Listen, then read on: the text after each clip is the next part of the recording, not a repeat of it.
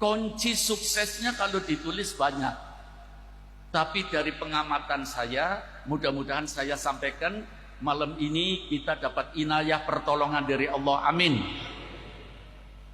Ada 3 poin penting. Sekali lagi mudah-mudahan kita semua bisa mengamalkan dapat inayah dari Allah. Amin. Kita semuanya jadi orang yang sukses dunia akhirat.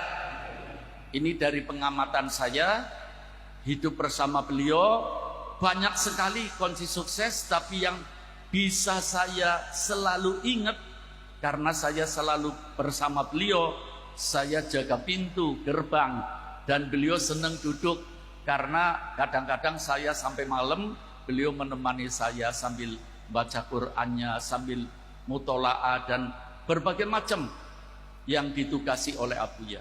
Sekali lagi kunci sekali lagi tadi, beliau menjadi orang mulia, diangkat derajatnya oleh Allah bukan ujuk-ujuk, tapi karena perjuangan. Karena apa?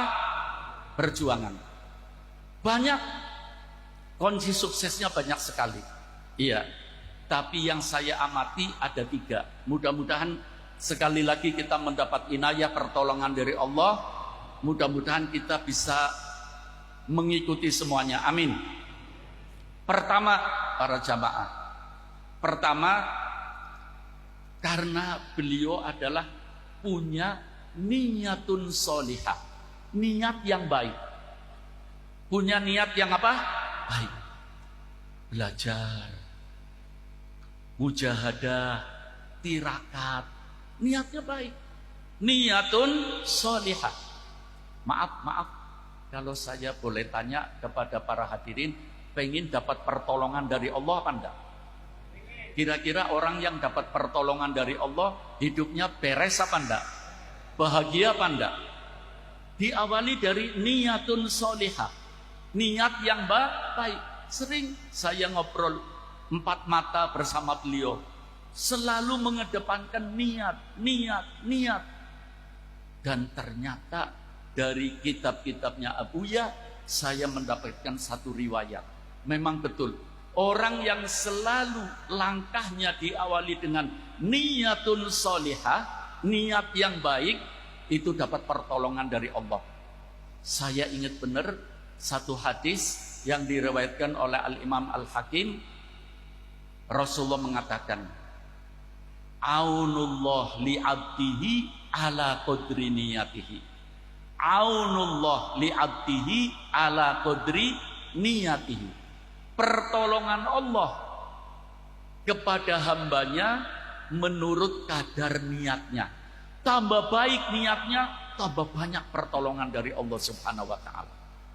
Dan ini beliau selalu memesan kepada saya, sebab beliau tahu bahwa saya ini belajarnya kurang, dan beliau tahu bahwa saya ini sebetulnya ya mendirikan pesantren, yang ngajar bukan saya, ngambil dari beberapa pesantren. Iya. Tapi karena pesan beliau yang didasari oleh sabda Nabi kita Muhammad sallallahu alaihi wasallam, sengaja saya ulang lagi supaya kita tambah mantap. Aunullah li'abdihi ala qadri niyatihi. Pertolongan Allah kepada hambanya tergantung kadar niatnya. Semakin baik apapun yang kita lakukan, kalau didasari dengan niat yang baik, pasti Allah akan menolong. Ini yang menyampaikan Nabi kita Muhammad sallallahu alaihi wasallam. Kita kalau mendengarkan apa yang dari Nabi Muhammad, kita harus yakin bahwa Rasulullah tidak bicara melainkan in huwa illa wahyu yuha. Jadi beresin niat kita semua.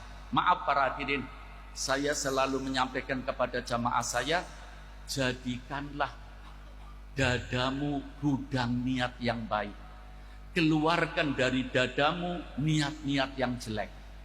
Jadikanlah dadamu gudang niat-niat yang baik. Keluarkan dari dadamu niat-niat yang jelek.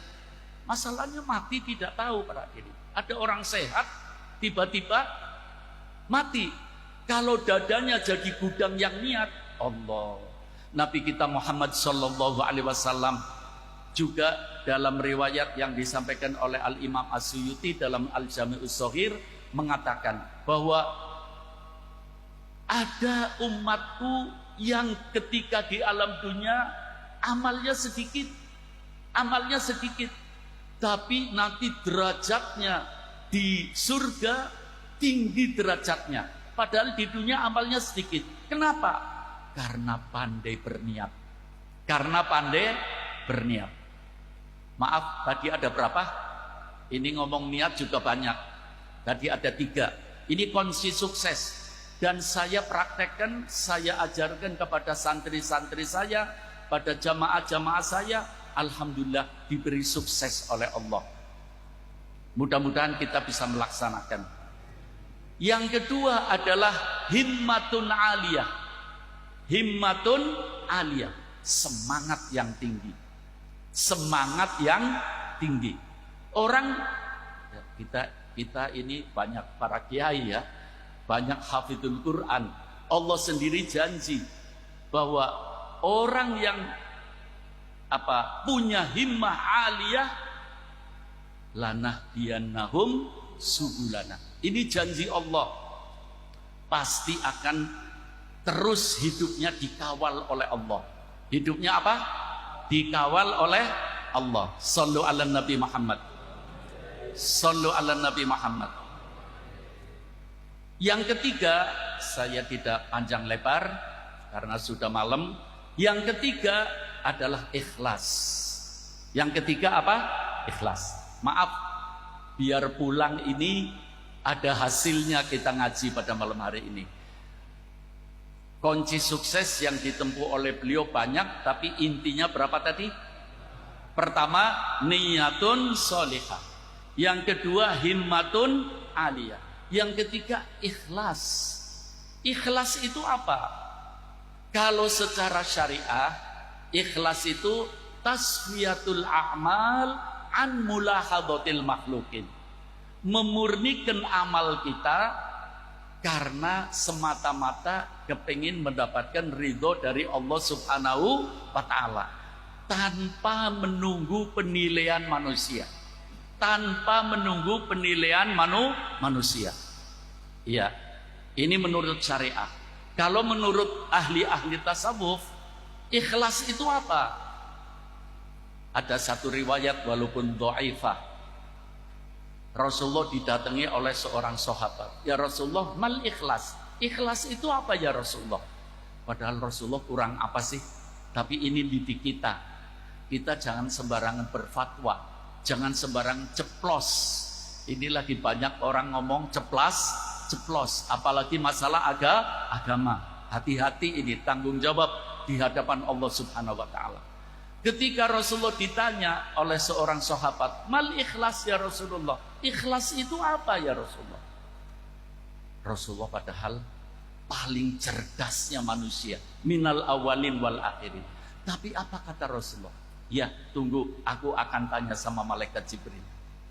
Luar biasa para hadirin. Tunggu. Shallu ala Nabi Muhammad. Ikhlas itu rahasiaku, kata Allah.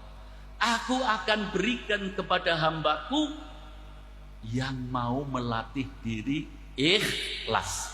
Jadi ikhlas itu perlu latihan. Perlu apa? Latihan. Kalau orang melatih diri ikhlas, nanti akan diberi oleh Allah keikhlasan.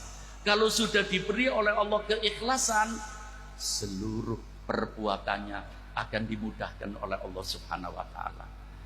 Amin ya rabbal alamin.